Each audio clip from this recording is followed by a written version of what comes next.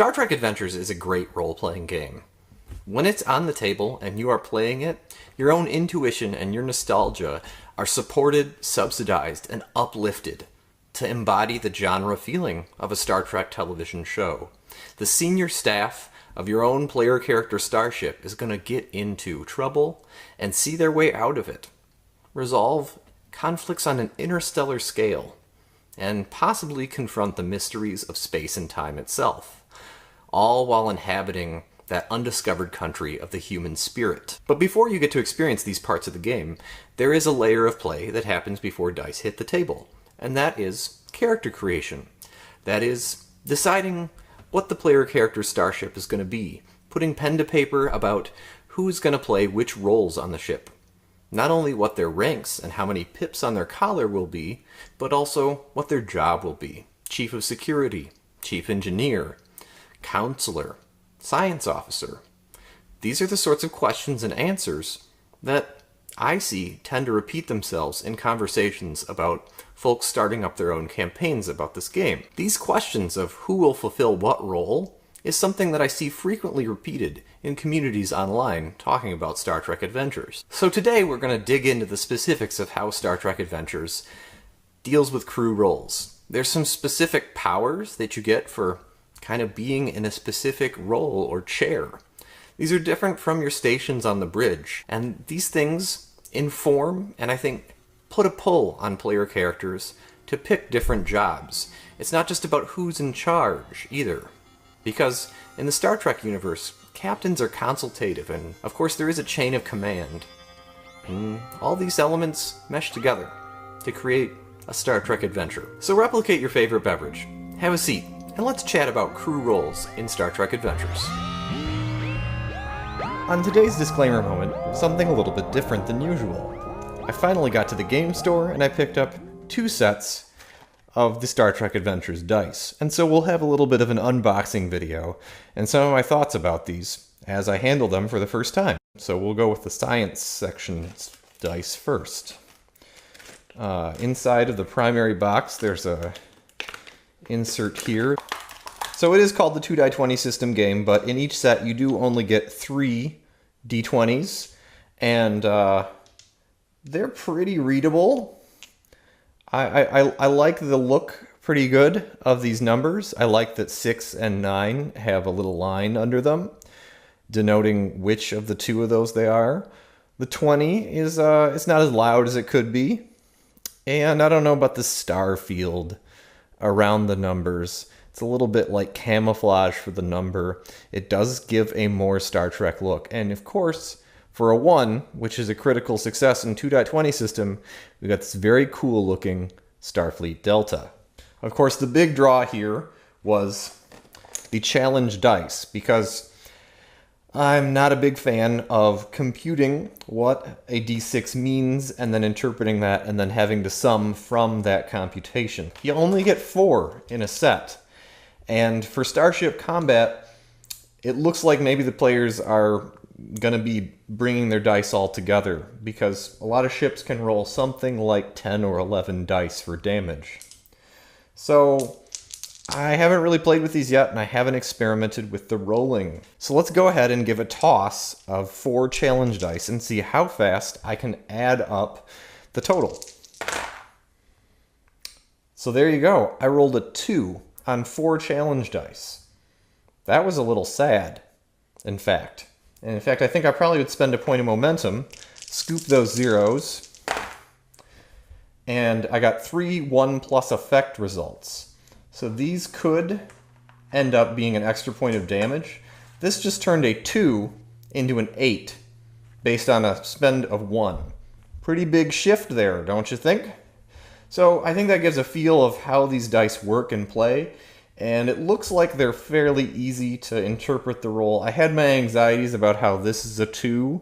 It's 2 starbursts among stars, and I was wondering how easily that could be read and distinguished from a 0.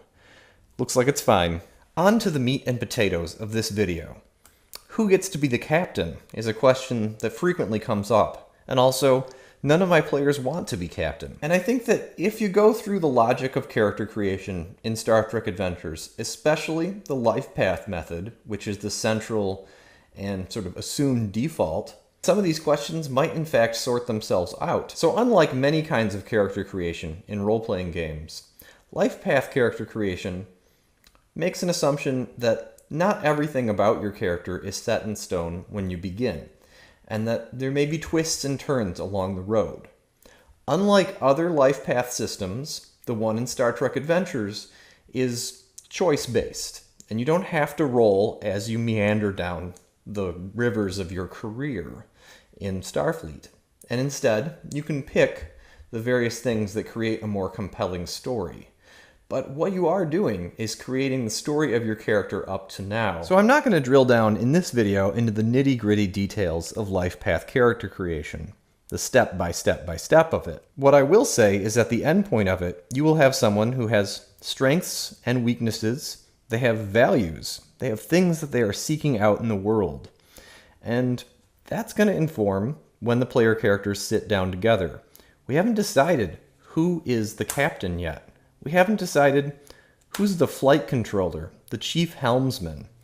We haven't decided who the executive officer is, the communications officer, and the counselor, the second officer, or the operations manager. Each of these roles has something special to offer the crew.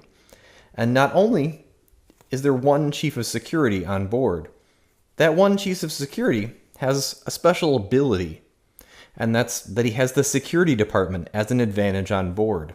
And as you know from my scenes and traits video, an advantage can reduce the difficulty of tasks relating to it, and it can also make things possible that would be impossible. One example of where this could really come in handy is with the chief engineer. A lot of the difficulties for repairing damaged systems or removing complications from malfunctions are fairly high. It's even 2 to remove a complication. And what that means is that it's 1 for the chief engineer to do the same thing. So being the chief engineer comes with its perks, quite literally, on the game layer. Not only is this really fun, I think it also informs the choices about what different roles player characters will pick. The captain of the ship, the commanding officer, can issue a direct command. He can tell someone, go do this thing. And we see this often in The Next Generation. After someone finishes giving a PowerPoint presentation, Picard leans back in his chair and says, yes, do that. And maybe do one other thing also.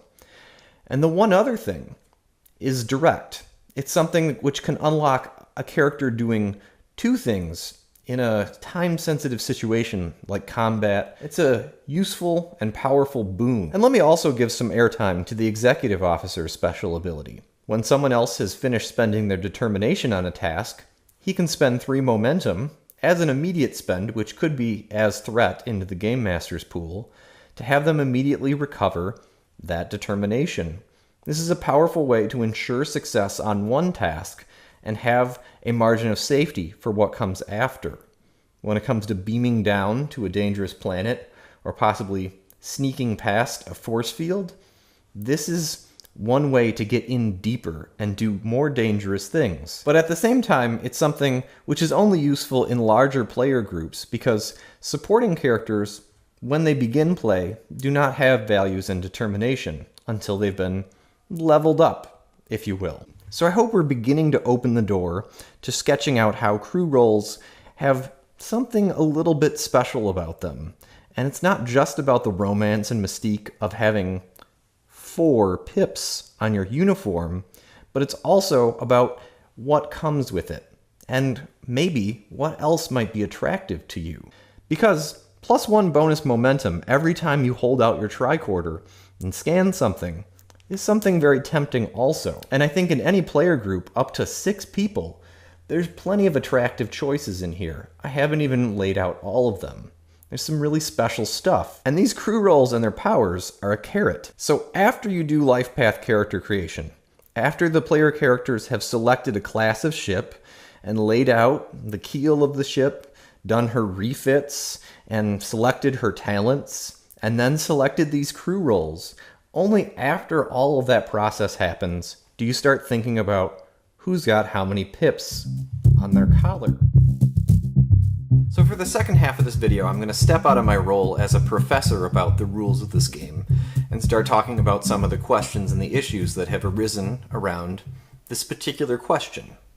One of them is some folks say they don't really trust their players to be the captain, that there's the potential for them to be immature or for there to be sort of a heavy-handed and disciplinarian nature to the captain. And what I would point to as the answer to this particular issue are some of the very excellent discussions that I have had with fellow fans of both this game and of Star Trek. And in these discussions, we've pointed out not only the way that these shows unfold and that the captain is there to sort of bring out the best in his crew as a matter of TV writing, but also that Starfleet is an organization that treasures consensus. These captains value the advice of their experts. They listen to their experts.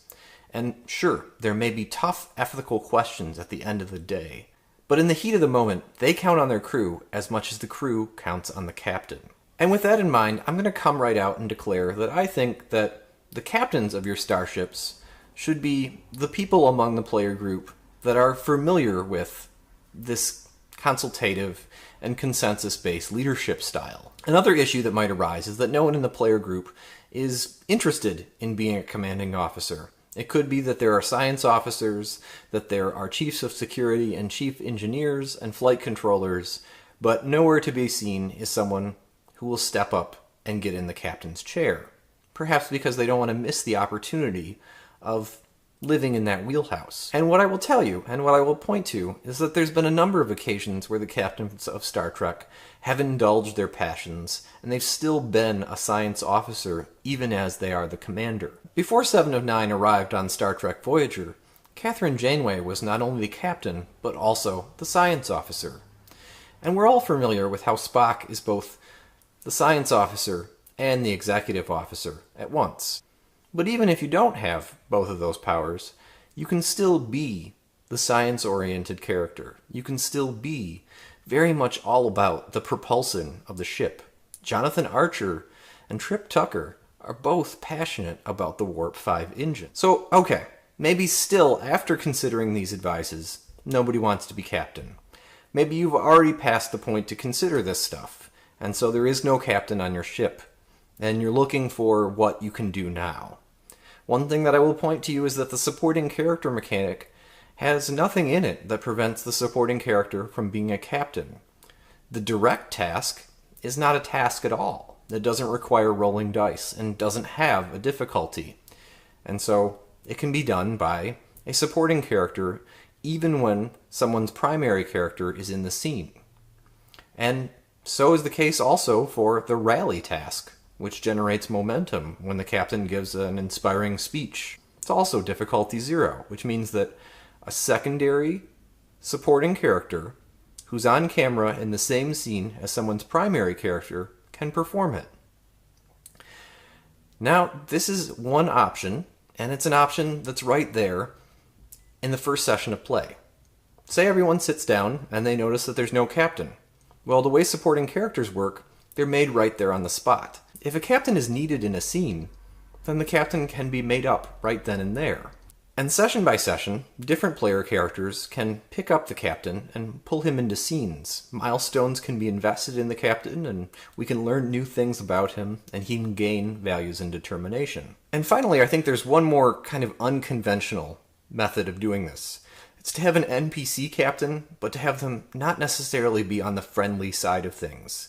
Not generating and using momentum, but instead using threat. I think Captain Jellicoe and also Lorca are characters of this bent.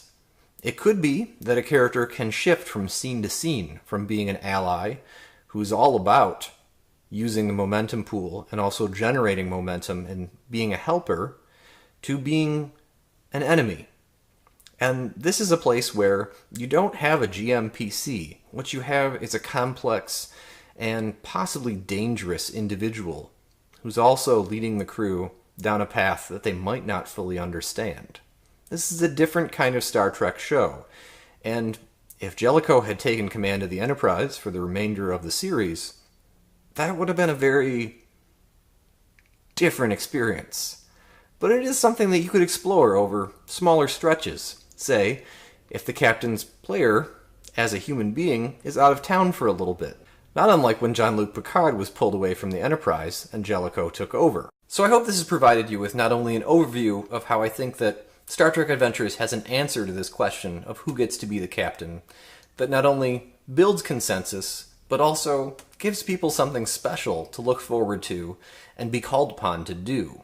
And that these roles among the crew are not only things that you're stuck with, but also assets. And outside of those mechanics, there are some really great answers that the communities online talking about this game have come up together. I'm a member of the Star Trek Adventures Google Plus group, and a few of these ideas came straight out of there. Or they're where I shared them first and sort of refined them. And I'm also a member of the Star Trek Tabletop Gamers group on Facebook, which is another great place to discuss this game. And if you peek your head into either of those places, you'll find me there. On Facebook, I'm known as Antoine Lavoisier, but here on YouTube, I'm the Complex Games Apologist. Have a great time, and happy gaming, everyone.